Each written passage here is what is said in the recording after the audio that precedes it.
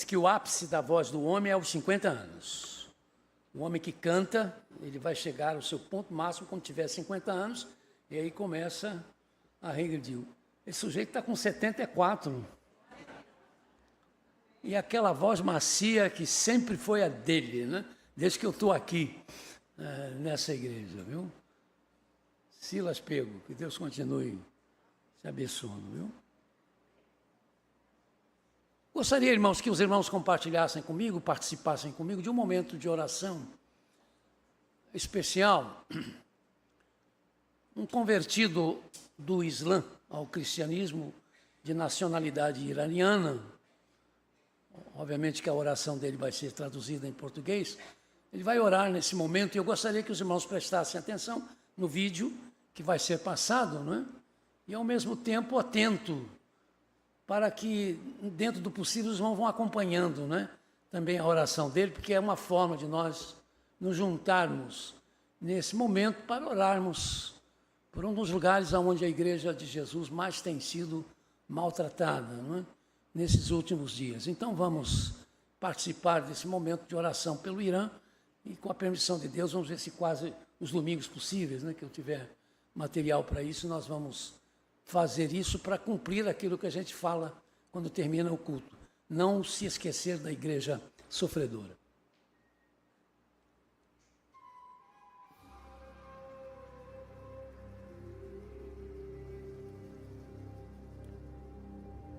Meu nome é Daniel.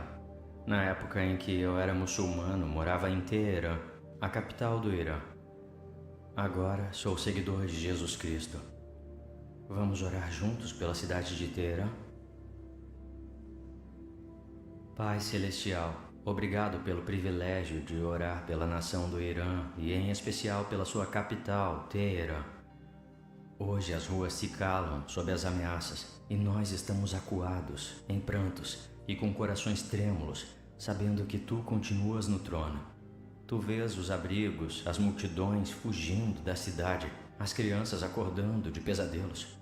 Tu te importas com o quanto a situação é devastadora para as pessoas e o quanto ansiamos para que isso tudo as leve para perto de Jesus, o único em quem podem confiar e encontrar segurança e paz em meio ao caos e aos ataques. Nós te entregamos Teherã, Senhor. Nós te louvamos pela beleza e história de Teherã, pelas montanhas de Al-Borz, que são como sentinelas guardando a cidade, pela força e brilhantismo que Tu colocaste no povo, engenheiros, médicos, artistas, mães, visionários. Damos graças por todo o ato de bondade, toda pessoa que compartilha comida em tempos de escassez, toda família que ora em segredo. Senhor, Tu não abandonaste Teherã. Tu és Emanuel, Deus conosco. Nós te louvamos pela Tua misericórdia, que ainda paira sobre essa cidade ferida. Senhor, pedimos perdão pelos pecados de Teherã com o coração pesado. Perdoa-nos por escolher guerra em vez de sabedoria, orgulho em vez de paz, ideologia em vez da verdade. Perdão pelas vozes de zombaria que blasfemaram contra Ti e por toda criança que cresce sem esperança, todo o coração endurecido por mentiras. Clamamos por misericórdia. Jesus, lava esta cidade com o Teu sangue. Purifica-a do espírito de morte e enganação. Precisamos do Teu perdão, não só para sermos perdoados, mas também curados. Deus de justiça, nós oramos pelos líderes deste país. Pedimos intervenção divina no exército e nas forças de segurança. Volta os corações deles para o povo, não contra ele.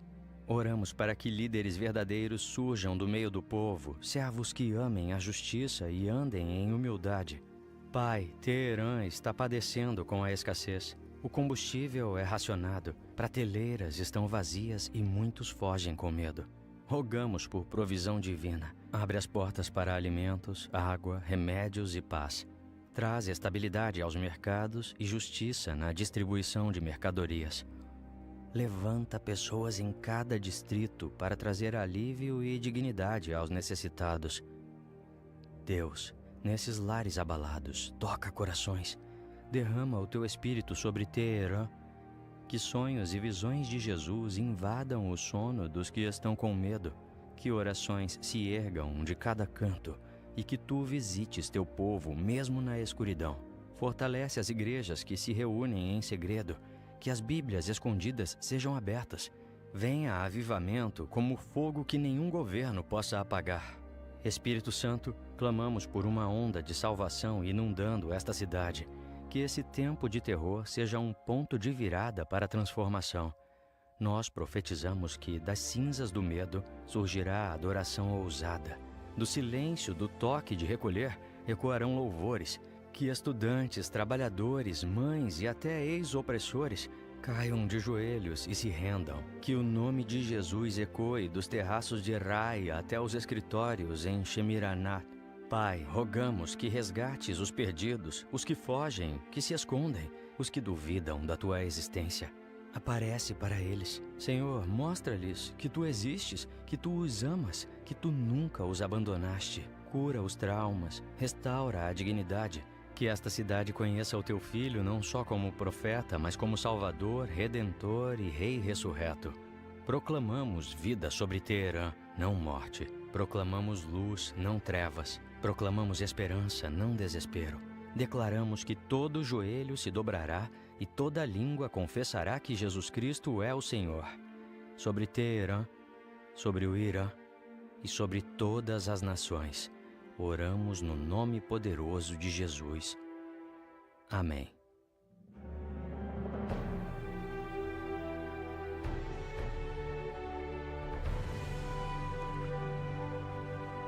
Vamos compartilhar, irmãos, o texto para esta noite. Obrigado, podem, na mídia. Mateus capítulo 6, do 25 ao 34. Já achou? Obrigado. É melhor acreditarmos, é melhor confiarmos. É o tema da nossa reflexão. Eu quero só fazer aqui e quero que os irmãos me entendam isso bem. Isso é uma questão, os irmãos me conhecem, né? Com a minha preocupação doutrinária, né? Doutrina não resolve tudo e não adianta você ter doutrina e não ter o Senhor. Mas veja bem, o irmão na hora da oração não foi por isso que ele vai deixar de ser atendido, não. Há um equívoco ali, irmãos. Não se ora ao Espírito Santo. A doutrina da Trindade é muito clara. Você ora ao Pai por causa do Filho. O Espírito Santo intercede. Não há nenhum lugar no Novo Testamento, nenhum lugar onde alguém ore ao Espírito Santo. Não é a função do Espírito Santo ouvir as nossas orações. O Espírito ouve porque ele é o Espírito e a função dele é interceder por nós. Mas o pedido é feito ao Pai. Por isso, irmãos, a Trindade é a Trindade. As pessoas se unem, mas não se confundem. Elas têm as suas funções. O Pai ouve por causa daquilo que o Filho fez e nós somos socorridos pelo Espírito Santo de Deus. Na salvação, o projeto de salvação é obra do Pai, executado pelo Filho, mas por intervenção do Espírito Santo, tá bom? Isso é só para abrir aqui um parênteses, não é? Porque às vezes a gente não tem uma outra oportunidade para esclarecer isso. Volto a dizer, a oração dele, obviamente, foi ouvida. Não temos, Deus não está preocupado com essas questões, mas nós precisamos saber, porque assim como eu não gosto que troquem o meu nome, eu garanto a vocês que o Papai do Céu também não gosta, não, que se troque as funções, não é? Que ele tem como a Santíssima Trindade de Deus, tá bom? Então vamos fazer isso, é mais uma formazinha da gente aprender. Agora estão até cantando para o Espírito Santo. Qual é a função do Espírito Santo? Glorificar a quem? Jesus Cristo. A função do Espírito Santo é glorificar Jesus, não é ser glorificado. Ah, mas ele é Deus, sim, ele é Deus. Mas ele tem a função de Espírito Santo como Deus, como o Pai tem a função como Pai, como o Filho tem a função como Filho. Então Jesus disse que o Espírito Santo viria para glorificá-lo. Então quando se canta um hino para o Espírito Santo, estamos glorificando o Espírito Santo. Quando nós glorificamos a Deus, nós glorificamos ao Pai, ao Filho e ao Espírito Santo. Quem não honra o Filho não honra o Pai. Essa é a preocupação da palavra. Quem não honra o Filho não honra o Pai, né? Então nós precisamos ter esses simples cuidados, né? Para que a gente possa andar dentro da doutrina, e por isso que doutrina é coisa muito mais importante que muita gente pensa, né? E que acha que pode ser levado de qualquer maneira. Mas pensemos, irmãos, bastante no que foi apresentado aí, né? Talvez muita gente não sabia que Teherã é tão bonita, né? Cidade bonita, não é? E rica, era, né? Agora está vivendo uma situação difícil, que isso acabe o mais depressa possível, né, irmãos? Mas eu, sinceramente, não vejo assim um futuro muito bom para a igreja, por causa do ódio que vai ficar, obviamente, dos americanos e dos israelenses. Mas Deus está por cima disso tudo, né? Não pela força e nem pela violência, mas pelo meu espírito, diz o Senhor. Ok. Vamos compartilhar, então, dessa leitura, mas quantos trouxeram suas Bíblias? Levantem-nas. Hoje nós vamos dividir aqui. O texto não é grande, então vamos abrir todos em Mateus 6. Pode deixar aí o texto, querido, na mídia, Mateus 6. Vamos ler do 25 ao 34. Os irmãos que têm as Bíblias que não são da NVI, da Nova Versão Internacional, vão começar a leitura com o versículo 25. Os irmãos da NVI respondem com o versículo seguinte. Aí hoje vamos alternando, né? O irmão, com quem não é da NVI, lê o 25 e depois o 27.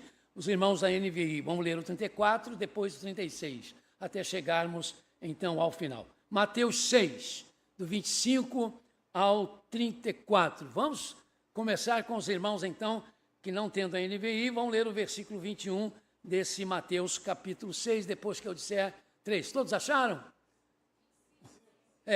Mateus 6, verso 25. É o primeiro verso. Falei 21? Ah, não, eu estou uma beleza, meu querido, estou uma beleza. Entendeu? Dizer que esqueço o nome dos filhos, já esqueço há muito tempo, né? Mas estou esquecendo coisas que tem hora que eu digo, Senhor, tem misericórdia. Quando os irmãos começarem a perceber que eu estou embolando o negócio, eu vou fazer igual o pastor Renato, meu amigo.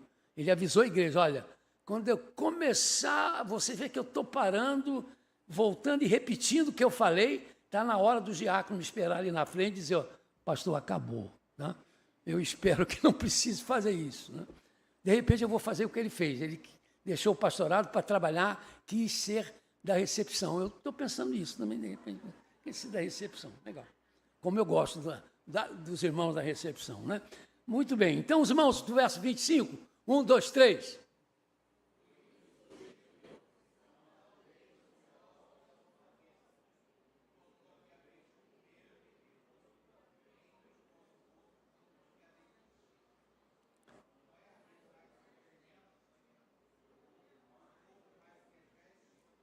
Vinte e seis, NBI.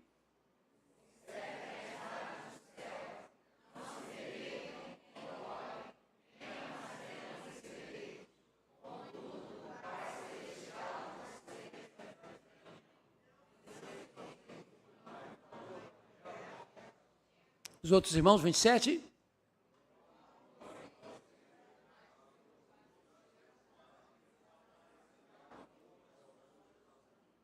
NVI 28.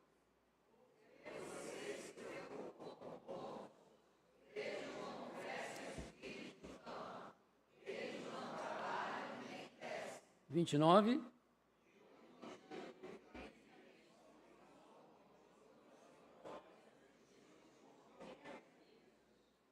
Trinta NVI.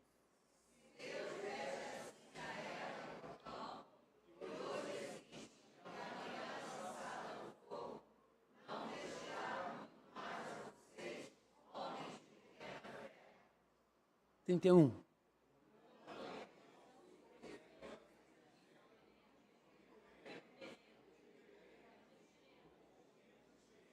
Trinta e dois.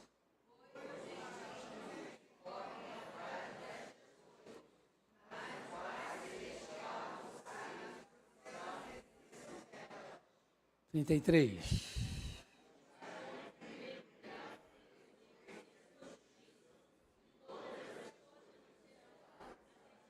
Trinta e quatro.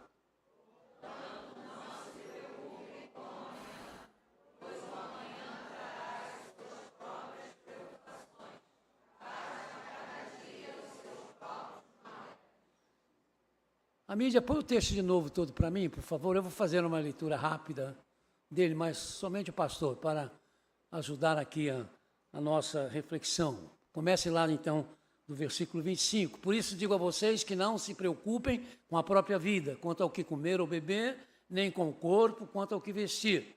A vida não é mais importante do que a comida e o corpo mais importante do que a roupa. Observem as aves do céu. Não semeiam, nem colhem, nem armazenam em celeiros. Contudo, o Pai Celestial de vocês as alimenta. Vocês não têm muito mais valor do que elas? Quem de vocês, por mais que se preocupe, pode acrescentar uma hora que seja a sua vida? Por que vocês se preocupam com roupas? Vejam como crescem os lírios do campo. Eles não trabalham e nem tecem. Contudo, digo a vocês que nem Salomão, em todo o seu esplendor, vestiu-se como um deles. Se Deus veste assim a erva do campo, que hoje existe e amanhã é lançada no fogo, não vestirá muito mais a vocês, homens de pequena fé. Portanto, não se preocupem dizendo o que comeremos, o que beberemos ou o que vestiremos. Pois os gentios é que correm atrás dessas coisas, mas o Pai Celestial de vocês sabe que precisam delas. Busquem, pois, em primeiro lugar o reino de Deus e a sua justiça, e todas essas coisas serão acrescentadas a vocês. Portanto, não se preocupem com o amanhã, pois o amanhã trará suas próprias preocupações. Bastam a cada dia os seus próprios problemas.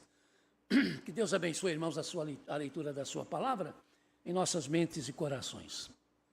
Sabe, à medida que a guerra no Oriente Médio se arrasta com afirmações conflitantes em relação ao Irã, a Israel, aos Estados Unidos, para os que estão de fora dos ataques, parece, né, que a grande ou principal, ou quase que a única preocupação é a alta dos combustíveis e a questão da compra e venda de produtos necessários.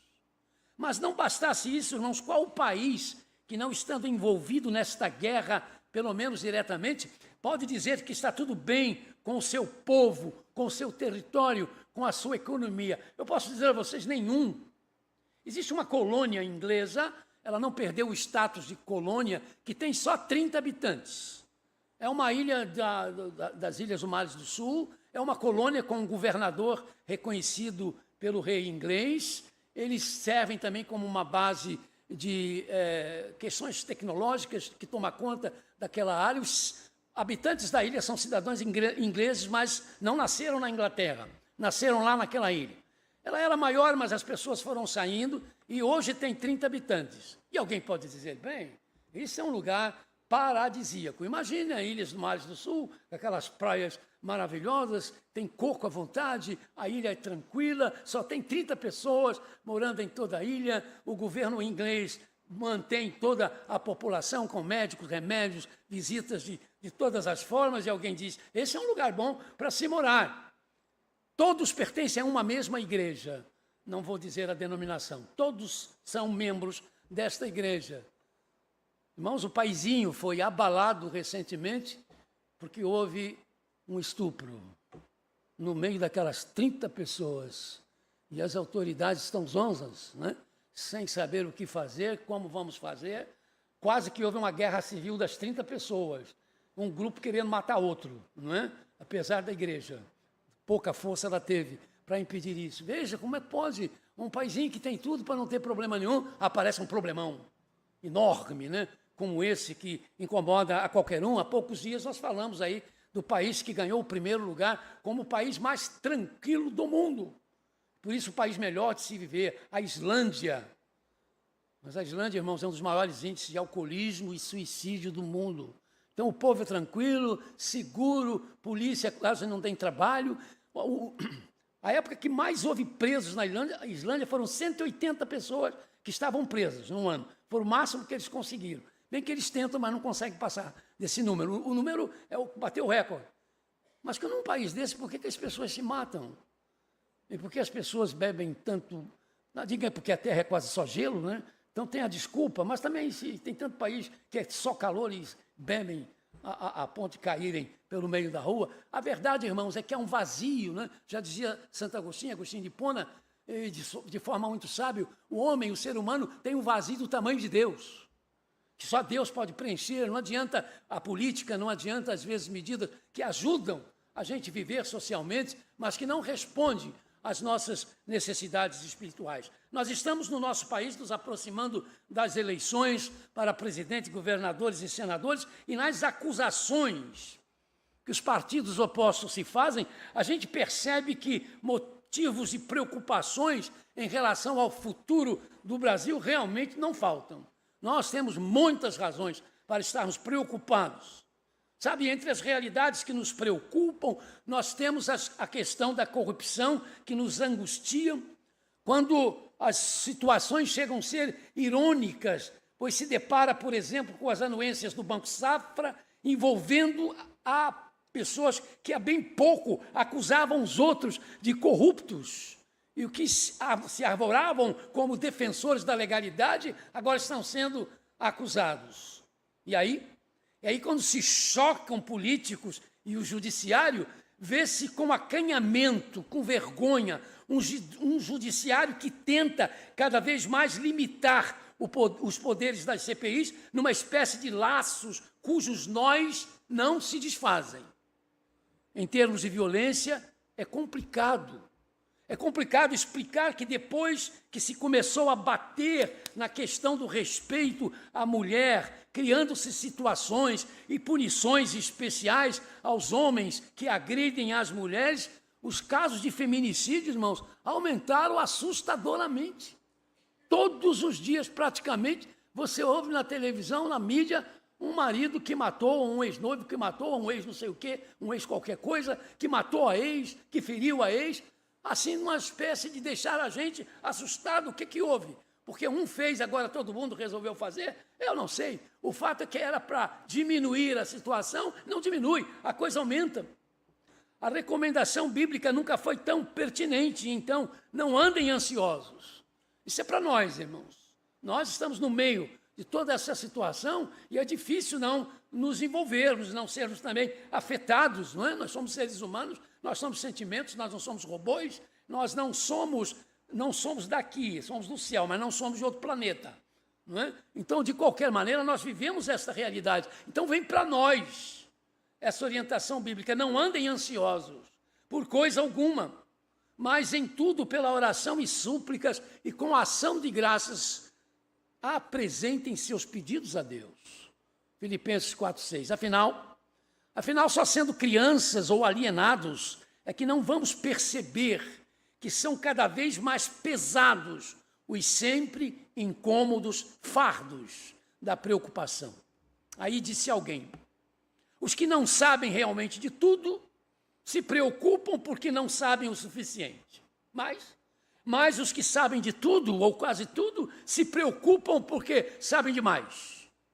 Os que são pobres se preocupam cada vez mais por causa do que eles não têm, enquanto os ricos se preocupam cada vez mais por causa do que têm, com medo de perder o que têm.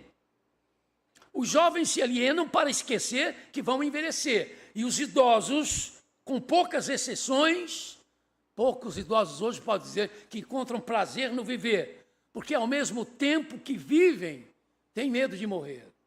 Sabem que a morte, não é, está se aproximando. Na verdade, não nos faltam razões para nos preocuparmos, todos nós, em graus diferentes e frequências variadas, quando nos deparamos com o que fazer ou como enfrentarmos o inimigo comum da preocupação ao longo dessa nossa caminhada terrena. O que fazer? E aí, como crentes em Jesus Cristo, que diz: eu vim para que vocês tenham vida e a tenham plenamente, João 10:10, eu lhes deixo a minha paz, não a dou como o mundo a dá, não perturbem os seus corações, não se perturbem nos seus corações, nem tenham medo, João 14:27. Então, amados, aí como crentes nele, nós precisamos prestar atenção no que ele, Jesus, nos fala acerca da preocupação. De forma penetrante e pastoral, o nosso Senhor e Salvador, ao nos livrar da escravidão eterna, também deseja nos ver livres das ansiedades que às vezes, algumas vezes e até muitas vezes nos atormentam. Há uma linha de intérpretes desse texto que nós lemos e que foi anotado por Mateus, que entendem que quando nós, que seguimos a Jesus, nos preocupamos, nós estamos desobedecendo. E quando nós desobedecemos, nós pecamos. Porque nesse caso, a preocupação é pecaminosa. Honestamente, irmãos, eu tenho reservas acerca disso. Eu respeito esta opinião, mas tenho as minhas dúvidas. A mamãe e o papai que perdem o sono por causa do filho, da filhinha doente, estão preocupados e estão pecando? Não. Ah, sim, se ficarem murmurando, batendo com a cabeça na parede, socando o ar, falando coisas contra Deus, a respeito de Deus, porque a preocupação inevitável está dando lugar às ofensas, as posturas, então, que acabam sendo tomadas, vão se tornando em declarações de descrença nas promessas dos cuidados de Deus. E esse tipo de atitude, sim, eu chamaria isso de um ateísmo prático, e que às vezes acontece no nosso meio. Não se preocupe com a sua vida. Jesus diz em Mateus 6,25, não se preocupe com o que vai comer ou vestir. Recomenda Jesus em Mateus 6,31, não se preocupe com o amanhã, diz o Senhor, Mateus 6,34. Então há um tripé para medirmos se em nós surtem efeitos ou não as palavras do oráculo divino, quando ele proclama, quem nos separará do amor de Cristo? Será tribulação ou angústia, ou perseguição, ou fome, ou nudez, ou perigo, ou espada, como está escrito, por amor de ti. Por amor de ti, enfrentamos a morte todos os dias. Somos considerados como ovelhas destinadas ao matadouro, mas em todas estas coisas, somos mais do que vencedores por meio daquele que nos amou, pois estou convencido de que nem morte, nem vida, nem anjos e nem demônios, nem o presente, nem o futuro, nem quaisquer poderes, não, nem altura, nem profundidade, nem qualquer outra coisa na criação será capaz de nos separar do amor de Deus, que está em Cristo Jesus, nosso Senhor. Romanos 8, 35, 39. Há problemas na altura, há problemas na profundidade, mas nada nos separa do amor de Cristo. A verdade está nisto aí, irmãos. A inquietação pode nos fazer a não confiarmos em Deus para lidar com os nossos problemas, para lidarmos com os problemas. E aí nós vamos ter problemas e teremos o pecado postado à porta. Quando por causa das minhas preocupações, eu não consigo confiar em Deus. Mas não por causa da preocupação. A inquietação que nos leva a fazer perguntas para as quais nós não temos respostas, mas que nós sabemos estão em Deus, são formas de revelar a nossa fragilidade, que neste caso nos empurram para os braços de Deus. Lembram-se desse texto? Quem conhece a Bíblia lembra. E Jesus perguntou ao pai do menino, há quanto tempo ele está assim? Desde a infância, respondeu o pai. Muitas vezes o tem lançado no fogo e na água para matá-lo. Mas, Senhor, se podes fazer alguma coisa, tem compaixão de nós e ajuda-nos. Aí Jesus pergunta, se podes? Se podes, disse Jesus, tudo é possível àquele que crê. Imediatamente, o pai do menino exclamou, creio, mas me ajuda a vencer a minha falta de fé. Os irmãos viram a resposta? Creio sim, creio sim, igual os hinos que a gente canta. Eu creio, Senhor, mas olha, me ajuda na minha falta de fé. Porque não é fácil. A situação não é fácil. Verdade, fé e sofrimento estão sempre se digladiando. O Senhor Jesus alertou para o fato de que, quando a preocupação nos domina, nós podemos nos comportar mais como incrédulos do que como filhos de Deus, é verdade, Mateus 6,32. Mas a reclamação, quando ela não se torna em murmuração, Deus tolera. Paulo, escrevendo a Timóteo, faz algumas reclamações. Não murmura em relação a Deus, mas reclama. Procure vir logo ao meu encontro, escreveu ele a Timóteo, pois Demas, vejam as reclamações que ele vai começar a fazer, pois Demas, amando este mundo, me abandonou e foi para Tessalônica. Crescente foi para a Galácia e Tito para a Dalmácia. Só Lucas está comigo. Fiquei sozinho. Eles foram me deixando. Traga Marcos com você, porque ele me é útil ao ministério. Enviei Tíquico a Éfeso. Quando você vier, traga a capa que deixei na casa de Carpo, em Troade, e os meus livros, especialmente os pergaminhos. Alexandre, o ferreiro, causou-me muito males. O Senhor lhe dará a retribuição pelo que fez. Previna-se contra ele, porque se opôs fortemente às nossas palavras. Na minha primeira defesa, ninguém apareceu para me apoiar. Está reclamando. Ou alguém acha que não? Quem está feliz da vida, falando isso com um riso que vai... Não, senhor, ele está pesaroso. O irmão Alex lembra sempre isso aqui, no momento de oração, ele fala desse texto. Paulo reclamando da ausência dos amigos. Cadê os amigos? Como os amigos fazem falta?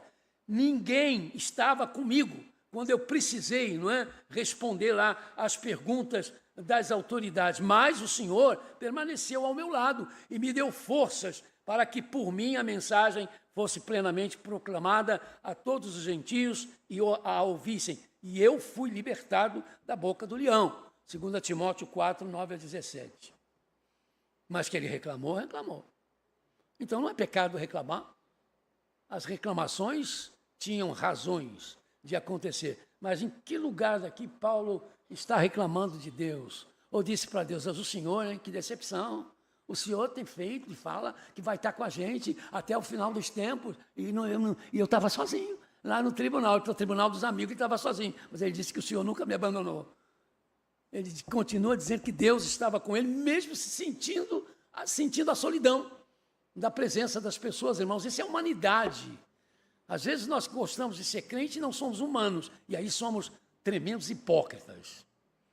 Porque a gente não tem condições de passar pelas situações que são comuns à nossa vida e às vezes porque também não entendemos o que a palavra de Deus realmente está nos ensinando. Deus tolerou as reclamações de Jó. Jó não reclamou só não, Jó esperneou, falou a beça, não é? Deus deu uma imensa resposta. Depois que Jó reclamou, falou, Deus vai dar uma resposta a Jó imensa, mostrando a Jó o quanto ele não conhecia a realidade de Deus. E aí Jó vai perceber isso e vai dizer, Deus, eu falei coisas que não entendia, coisas tão maravilhosas que eu não poderia saber. Mas é maravilhoso perceber, irmãos, no entanto, a compreensão de Deus, em relação a um homem que sofria, pois mesmo reclamando, Deus disse ao repreender os 3 amigos de Jó pelas coisas que eles disseram para Jó. Deus disse para ele, vocês não falaram o que é certo a meu respeito com o meu servo Jó. Entenderam? Deus repreende a Jó por suas reclamações, mas elogia a fidelidade de Jó, que mesmo reclamando, falou o que era certo. Deus disse que ele falou coisas certas a respeito de Deus. Na ilustração que o Senhor Jesus fez para nós, ele nos mostra que a preocupação, mesmo sendo uma realidade comum a nós seres humanos que pertencemos a eles, Jesus pode atuar nesta reclamação, nessas necessidades. E quando nós não cremos nisso, irmãos, a nossa preocupação vai se tornar numa tolice.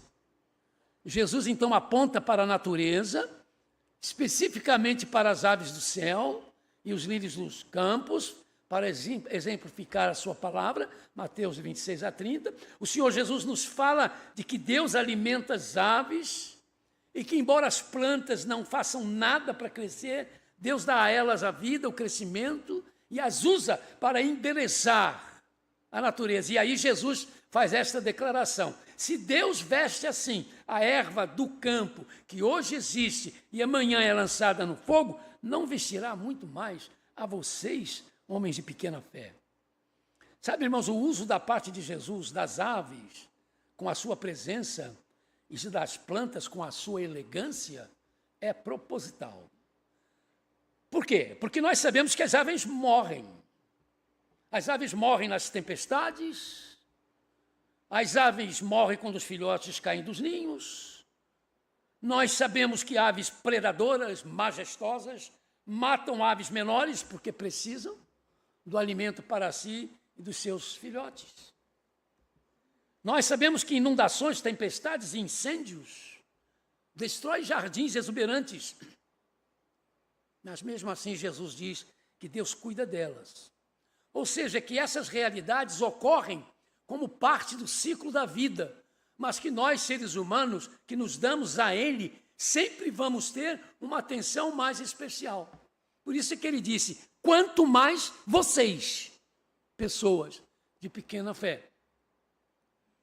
Ora, irmãos, em Jesus nós estamos sendo restaurados à imagem e semelhança de Deus. Então nós devemos sempre crer que haja o que houver, custe o que custar, por causa de Jesus. Deus supre as nossas necessidades diárias. Tem a ver com bens, com alimentos, com saúde. Crer que é verdade o que disse o apóstolo, o meu Deus suprirá todas as necessidades de vocês, de acordo com as suas gloriosas riquezas em Cristo Jesus, Filipenses 4,19, faz toda a diferença. As necessidades, Deus suprirá todas as necessidades. Agora estou com necessidade de beber água. Tem que beber. E aí, irmãos, ou cremos que Deus sabe quais são as nossas necessidades, e não a que nós achamos que são nossas necessidades, e por isso Ele vai supri-las, ou nós vamos sofrer duplamente, por não experimentar o que queremos experimentar, e por nos colocarmos numa posição sem sentido, que aí sim pode se tornar pecaminosa. Sabe, nós precisamos com humildade no que Jesus diz, crer no que Jesus diz, quando fala do confiarmos nas providências de Deus. Busquem em primeiro lugar o reino de Deus e a sua justiça, e todas essas coisas. Que coisas? Socorro, alimento, roupa, e todas essas coisas lhes serão acrescentadas. Mas, primeiro ele diz, busquem em primeiro lugar o reino de Deus. E aí, não se preocupem com o amanhã, pois o amanhã trará suas próprias preocupações. Já basta a cada dia o seu próprio mal. Versículo 33 e 34. Quando Jesus nos instrui a buscar em primeiro lugar o seu reino e a justiça de Deus, o reino de Deus e a sua justiça, pois Deus então suprirá todas as necessidades, nós temos de ser honestos para procurar ver que muito daquilo que nos causa estresses e desconfortos, sabe, irmãos, tem a ver com os nossos desejos, por coisas ou situações nem sempre tão úteis como nós achamos, nem tão necessárias como nós pensamos, e às vezes os nossos desejos e propósitos são tremendamente egoístas.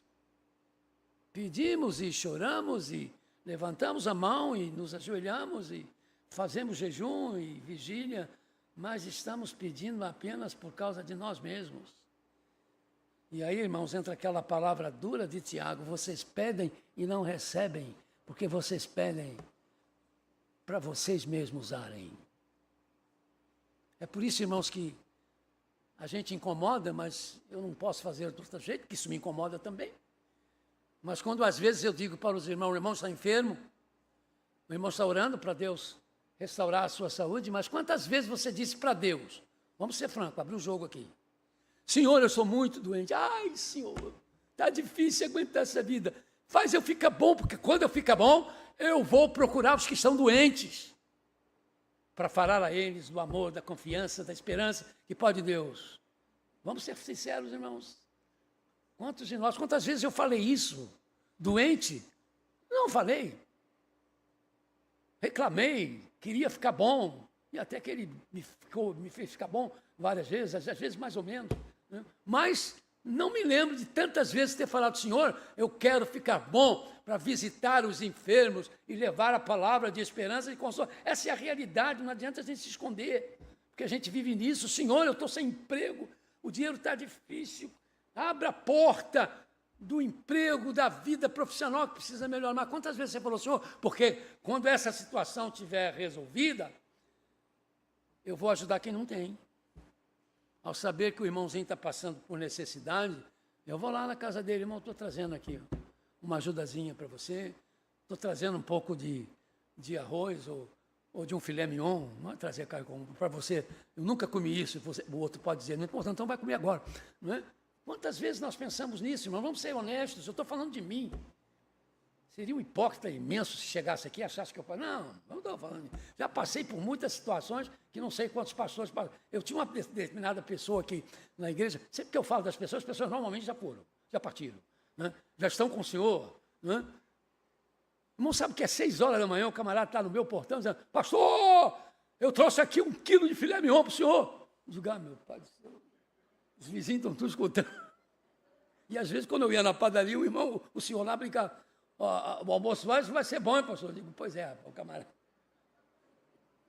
Ele recebia pagamento e fazia questão de comprar para mim, entendeu? Às vezes, eu já tinha falado para ele, irmão, eu lhe agradeço muito, mas eu não preciso, não tenho necessidade. Se o irmão quiser, eu lhe dou uma lista de pessoas que vão ficar felicíssimas, porque nunca comeram um filé mignon na vida. Não é? Não, mas o meu coração mandará para o senhor. Eu falei, agora a coisa piorou. Não é? Então, você pensa assim? Eu penso assim sempre. Quando a gente ora pelos relacionamentos, fazemos isso todos os cultos, até onde nós estamos dispostos mesmo a resolver a situação, na certeza de que isso vai mudar, irmãos, o nosso contexto e que nós vamos ser abençoadores de famílias, de situações, de casos e casos e casos. Sabe, Jesus não quer só um lugar na nossa vida, Ele não quer proeminência, Ele quer preeminência. Por isso, busquem o reino de Deus em primeiro lugar. Jesus em primeiro lugar. Se for por causa dEle, se for para Ele, se for por Ele, a gente vai acertar o caminho. Precisamos crer que a busca pela felicidade pessoal como prioridade vai nos levar à ruína. Não é errado querer ser feliz, mas quando você coloca isso como o único ideal da sua vida, farei tudo o que for possível, impossível, me mato de trabalhar, estudo, para ser feliz, você vai descobrir que não vai ser e que isso vai arruinar você. Mas quando a gente busca a realidade perfeita de Deus para as nossas vidas, a gente encontra alegria, encontra liberdade e encontra vitória sobre a ansiedade. E a gente descobre que mesmo nessa vida dá para ser feliz. Nossas vidas, hábitos de consumo, hobbies recreativos, objetivos pessoais, relacionamentos e ética de trabalho são certas desde que estejam sobre o crivo da pergunta: o Senhor Jesus Cristo ficará satisfeito comigo? Pode ser que você, ao fazer essa pergunta, que eu, fazendo essa pergunta, vou trazer mais lutas para mim. Vou trazer mais problemas para mim, mas com certeza, irmãos, vou trazer mais paz para mim. Aquela paz que ultrapassa a toda compreensão, a todo entendimento do que está lá escrito em Filipenses 4, 6, 7. A paz que ultrapassa a toda compreensão. Ela vai vir, porque ela é diferente, ela ultrapassa mesmo o raciocínio, porque em momentos de lutas, de temor, de luta comigo mesmo, pessoal, mas porque eu quero fazer a vontade do Senhor, eu vou ter paz. Eu vou conseguir paz. Então essa não é a paz que, como Jesus disse, não é a paz que o mundo dá. Não tenhamos dúvidas quando a palavra de Deus diz: busquem a santificação. Busquem a santificação, sem a qual ninguém verá o Senhor. Esse é o desafio, irmãos, lançado pelo Espírito Santo aos que já estão salvos por Cristo, para descobrirem que a felicidade em meio às lutas, às dores, aos problemas, tem a ver, irmãos, com esse maravilhoso subproduto da salvação, que é a santidade. Porque através da santificação, Deus quer construir em nossas vidas obras maravilhosas. Vir a Jesus Cristo, meu amigo e amiga, conosco nesta noite, ou aqueles que estão ao alcance da nossa mídia. Olha, vir a Jesus Cristo não é uma adesão religiosa, mas é a entrega da vida, da história que nós temos a Jesus, para que então consigamos entender que mesmo em meio à vida que nós vivemos, são verdadeiras as palavras de Jesus. Pois eu lhes digo, não se preocupem com suas próprias vidas, quanto ao que comer ou beber, nem com os seus próprios corpos, quanto ao que vestir. Não é a vida mais importante do que a comida e o corpo mais importante do que a roupa? Busque em primeiro lugar o reino de Deus e a sua justiça, e todas essas coisas lhe serão acrescentadas. Sabe, o reino de Deus começa nele, com ele e nunca sem ele, Jesus Cristo. Quando pelo chamado calendário cristão, celebramos hoje a chamada entrada de Jesus em Jerusalém, ou popularmente chamada de Domingos de Ramos, né? Vamos lembrar que quando Jesus entrou em Jerusalém com seus apóstolos e discípulos, começou a multidão cantar Hosana ao filho de Davi, bendito que vem em nome do Senhor, Hosana nas alturas. Era uma expressão do Velho Testamento de louvor à pessoa de Deus. Celebremos, irmãos, então, a entrada de Jesus Cristo em nossas vidas.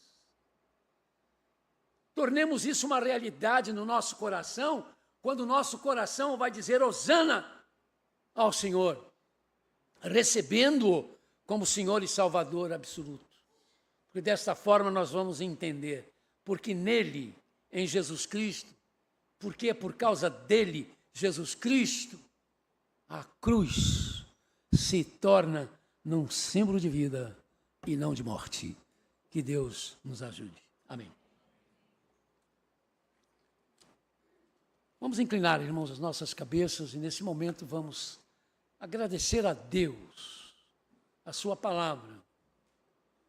Pedir que o Senhor nos dê sabedoria para enfrentarmos as lutas difíceis da vida, os momentos de enfermidades, de dificuldades, que tantas e tantas vezes são comuns a nós. Enquanto vamos ouvir um louvor, vamos meditar nessa realidade e cada um pergunte a si, como está sendo o seu relacionamento com o Senhor. Você descansa em Deus, mesmo quando as coisas não estão acontecendo como você gostaria que acontecesse, você já tentou ver por que a coisa está assim?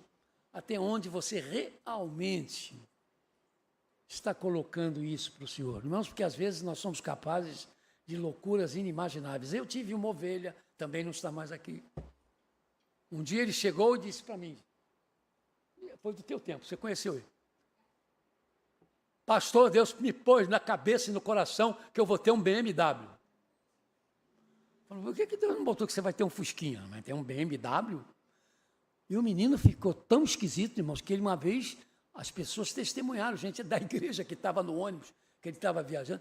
Pastor, ele parou, fez sinal do ônibus, desceu, nós ficamos olhando, aí descobrimos um BMW que estava estacionado, ele desceu e botou a mão em cima e começou a orar. Pelo que eu sei, ele nunca conseguiu um BMW, entendeu? Mas a que ponto as pessoas chegam? Porque insuflaram a cabeça dele, você é filho do rei, você pode ter tudo que você quer, tudo que você pede, você tem direito. Direito eu tenho. Agora Deus pode dizer, direito você tem, mas não vai ser bom para você. E eu não quero, e eu tenho que dizer amém, Senhor. Se o Senhor está dizendo que não vai ser bom, não vai ser bom, encerrou o assunto. Vamos lá.